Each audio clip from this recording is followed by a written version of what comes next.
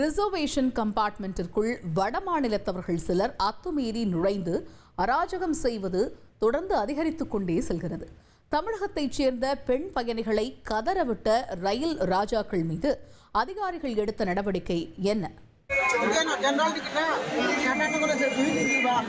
தமிழகத்திலிருந்து வடமாநிலம் நோக்கி செல்லும் எக்ஸ்பிரஸ் ரயிலில் நிரம்பி வழியும் இந்த கூட்டத்தை பார்த்து மறுபடியும் கும்பமேளா தொடங்கிவிட்டதோ என்று நினைத்துவிட வேண்டாம். இது கும்பமேளாவிற்கு புறப்பட்ட கூட்டமல்ல. இவர்கள் அத்தனை பேரும் ஓபன் டிக்கெட் எடுத்துவிட்டு ரிசர்வேஷன் கம்பார்ட்மெண்டில் பல்லாக்கு கட்டி பவனி வரக்கூடிய ரயில் ராஜாக்கள்.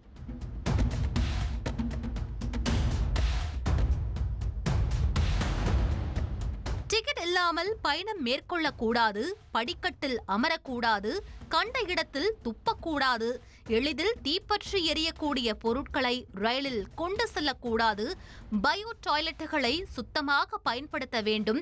இப்படி ரயில்வே அமைச்சகம் வெளியிட்டுள்ள எந்த ரூல்ஸ் அண்ட் ரெகுலேஷன்ஸுக்கும் இவர்கள் கட்டுப்பட மாட்டார்கள்.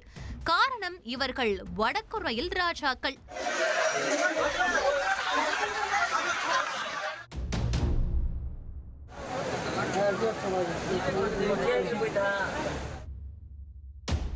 ஆம், தொடர்ந்து நடந்து வரும் இதுபோன்ற சம்பவங்களை அதிகாரிகள் அலட்சியமாக கடந்து செல்வதை பார்க்கும்போது உண்மையிலேயே இவர்கள்தான் ரயில்வேஸின் செல்ல பிள்ளைகளோ என்கிற சந்தேகம் மற்ற பயணிகள் மத்தியில் இழாமல் இல்லை.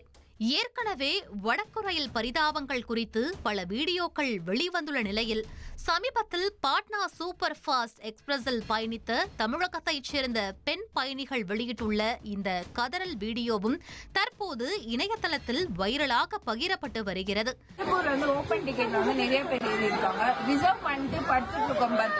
பேக் ஃபுல்லா படுத்துட்டு எல்லாரும் மேலே வைக்கிறாங்க.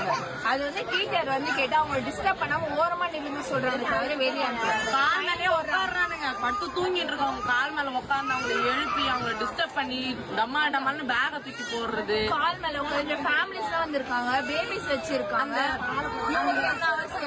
அந்த பான் பராக்கா அதெல்லாம் போட்டு போட்டு துப்புறாங்க. இங்கே ரொம்ப கலீஜா இருக்கு. எப்படி ஒரு ஃபேமிலி ஒரு இதுல டிராவல் பண்றதுன்னு தெரியல. ஒரு ஹைஜீனா கூட இல்ல. இது